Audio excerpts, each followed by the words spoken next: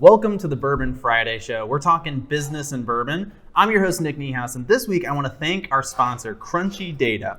They have an awesome event coming up called Post-GIS Day. It's going to be held at T-Rex on November 14th, and it's part of Geography Awareness Week, which is going on that week. So if you are a company that uses PostgreSQL, this is a great opportunity because it actually combines that with geospatial data and makes it very simple for your data scientists and your developers to learn. I won't pretend like I know what any of that means, but you should definitely check it out if that sounds familiar to you. It should be an awesome event. All right, so what we are doing today is I am talking to Samantha Lee here. She is the host of Creative Mornings. So Samantha, thanks for joining me. Thanks for having me. Yeah, of course. So let's just start off with tell me what Creative Mornings is. Sure. So Creative Mornings is a monthly breakfast lecture series that believes everyone is creative. Okay, cool. And it started in New York. So Tina Roth Eisenberg. Okay. She was a Swiss designer that came over and was looking for a way to connect with other creatives.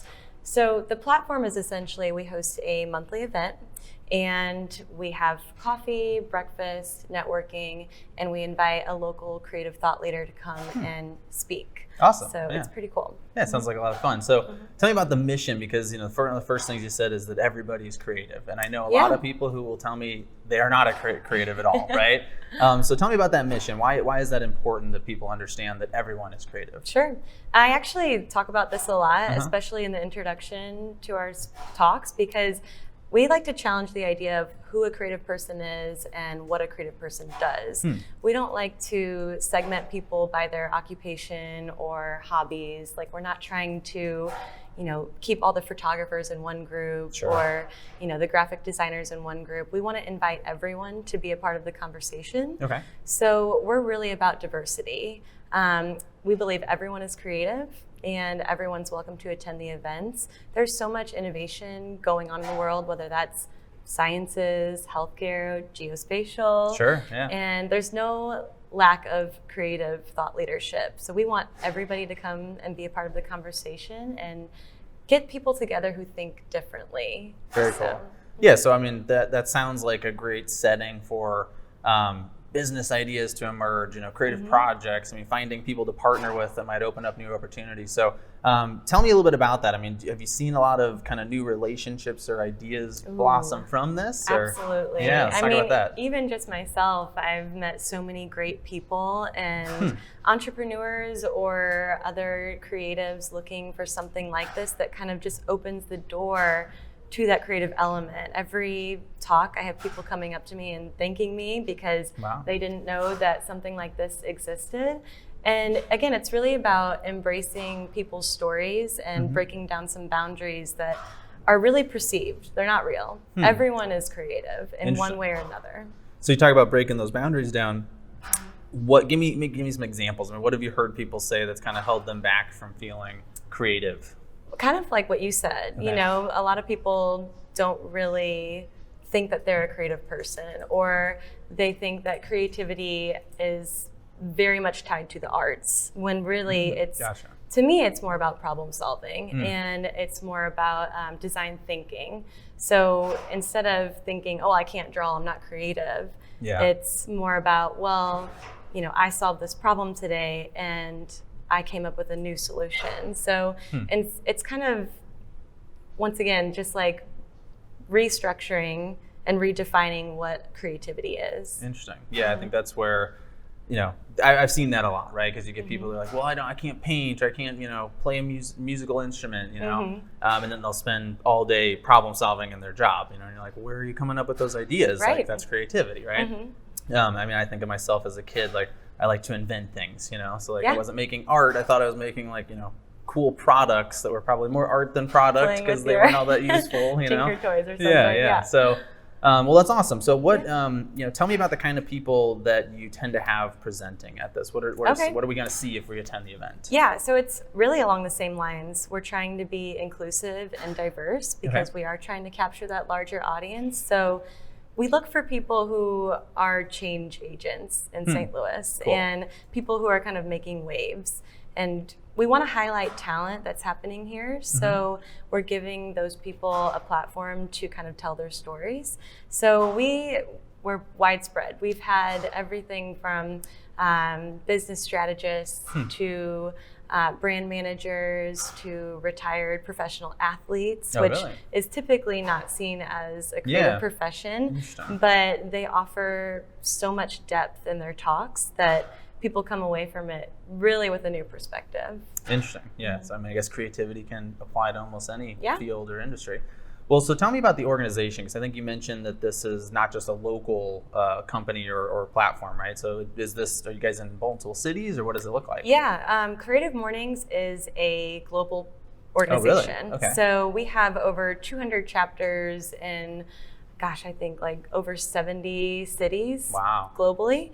And every month, headquarters selects a one-word topic. Okay. So every single chapter is speaking about that one-word topic over the course of the month. Oh, really? So it's kind of like you're part of this global conversation. Yeah, it's pretty cool. And everybody selects their speaker, finds a host, finds sponsors to help sponsor the events, because one thing that's really great about our events is that they're always free. We want creativity and thought leadership to be accessible to everyone. That's awesome. Yeah, that's a great mission. So tell me about the upcoming event. Who do you have speaking, and where can we find you? Sure. So upcoming, we have Wes Hoffman, and the theme that he's going to be talking about is lost, which is very cool. I love themes that are kind of deemed dark or, maybe bad in a certain light, because we get to redefine those and think about it differently. Huh. Our event's going to be held at Nebula, and it's going to be November 15th at 8 a.m. Networking starts. Free coffee and breakfast. Okay. And then the talk will start at 8:30. Very cool. Awesome. And how long does it tend to go? The talks are around 20 to 30 minutes, and then we have a short Q&A session afterwards. So not too long. We like to get people at work at a decent time. So. Yeah, easy to be in and out, sounds like. Cool. Well, I want to ask you some questions that kind of go beyond just the event itself. Talk a little bit about creativity. So, obviously, a lot of the topic on the show is often St. Louis, right? And the startup scene and the growth. And one thing this reminds me of is kind of when I got first involved with T-Rex, years ago. And it was very much about tech. It was tech startups, tech companies. Now we're talking about geospatial in town. We're talking about biosciences.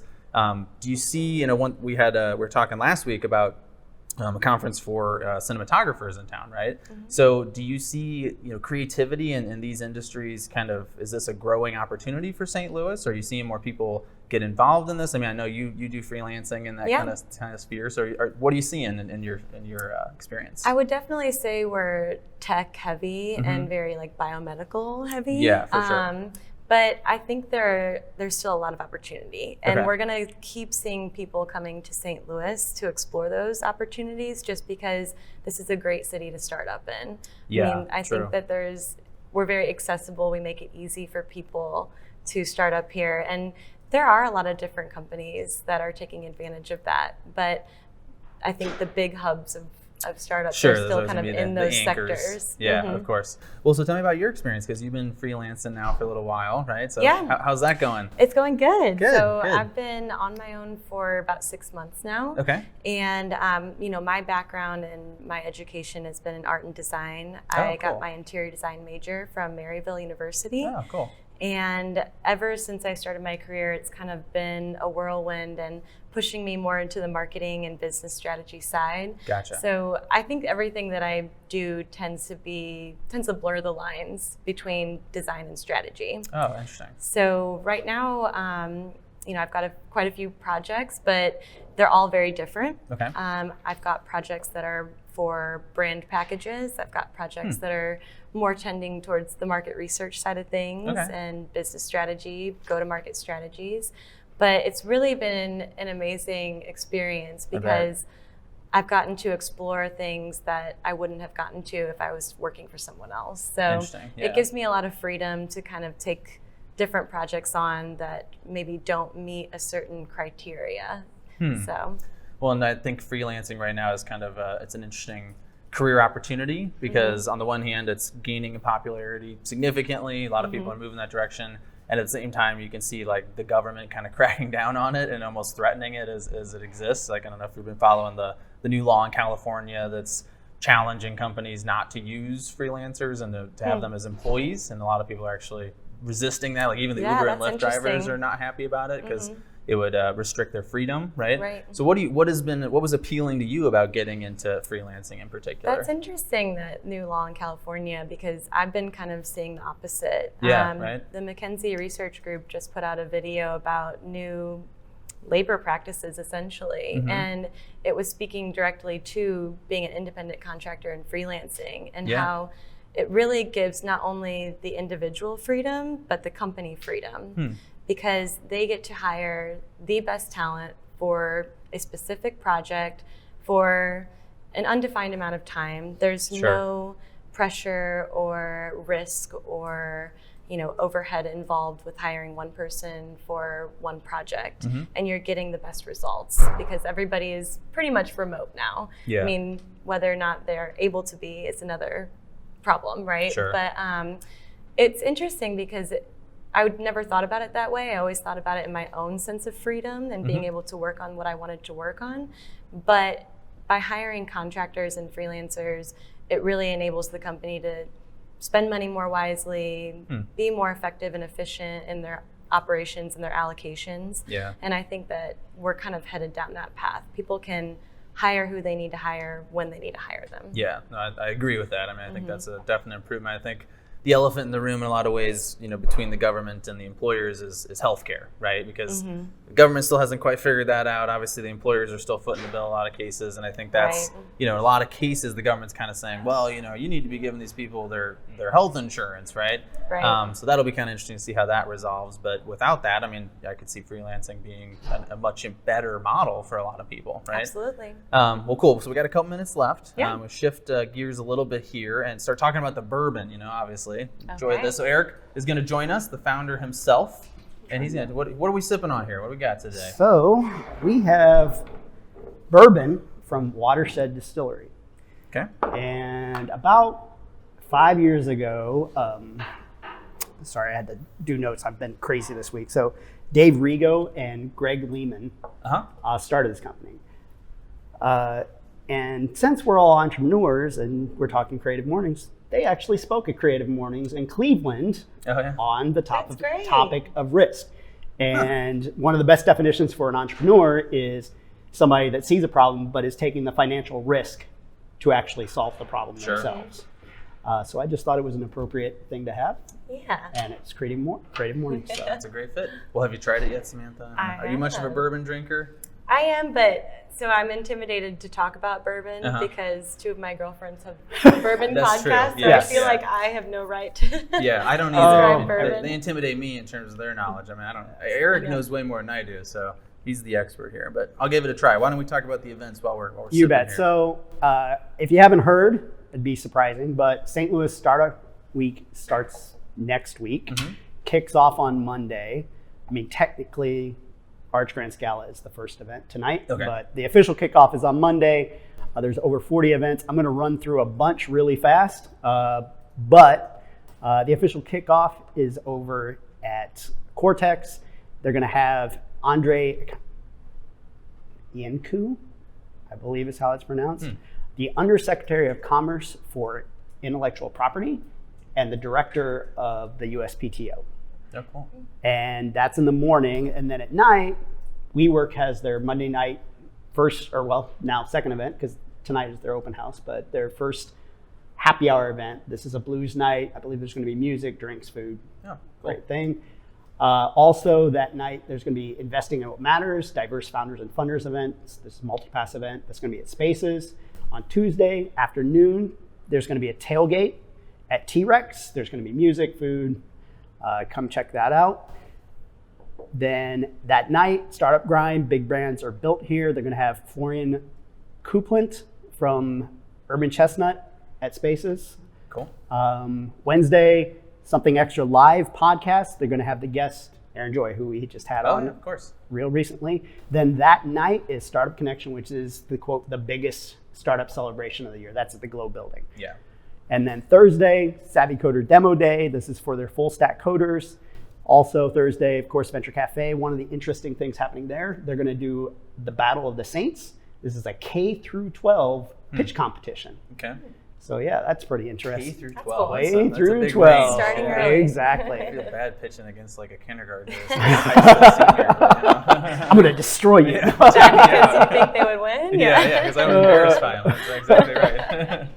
And then also on Thursday, not Startup Week related, but St. Louis International Film Festival starts. Cool. And that goes for, I believe, the next 10 days. And then Friday, we're back here at Kovo for another great Bourbon Friday. They're also going to be doing co-working test drives, so this might be a good day to come in because this is going to be the biggest Bourbon Friday of the year. Of course, yeah. We are officially the closing party for Startup Week. We're going to be doing it out there in the main hall. We have the St. Louis City Treasurer, Tashara Jones, as our featured guest. We're going to be talking to the guys producing the Innovate St. Louis book. This is a book that is featuring a bunch of startups and entrepreneurs in the area, and that's Scott Levine from Aegis Law and iSelect Fund, as well as Gil Wagner. He's a Global Village publishing partner, and he's also like a fractional chief catalyst officer for a bunch of different companies. Yeah. We've got, if I didn't say it, we have Food by Salt and Smoke, Nice. and we're going to have Drinks by Trust. And if you RSVP early, like, don't do it, don't wait. First round's on us. Yeah, So- all right. An incentive to register. right? Exactly. If you don't register and you just show up, don't expect a free drink. Yeah, you're still welcome to come. Yes, No still free welcome to drink, come. So, cool. All right, well, awesome stuff. Lots of events going on next week. So good lineup. Appreciate that, Eric. Samantha, I want to thank you so much for joining us today. Thanks for Great having me. conversation. Yeah, I'll have to be at your next Creative Mornings. Looking forward to it. Absolutely. For those of you tuning in, we do have a few organizations we want to thank as always. First of all, in this case, Crunchy Data. Thank you so much for sponsoring us this week. Make sure to check out their event, Post-GIS Day, coming up on November 14th. I want to thank Kovo for hosting us every single week here in your gorgeous space. Thank you to EQ for helping us stream the show and distribute to our audience. And of course, thank you to Ian Brown behind the camera for always making us look good in front of it. Thanks for tuning in to Bourbon Friday. This is us here at 4:30 every week at Kovo. Please join us again next time. And by the way, register early to get your ticket and get that free drink. We'll hopefully see you at the party. Talk to you then. Hey, thanks for watching. We truly hope you enjoyed it. Please like and share this episode. And if you haven't yet, hit that subscribe button. It really helps us out. To stay up to date, follow us on social. We are at Bourbon Fridays on Facebook, Twitter, Instagram, LinkedIn, and TikTok. See you next time.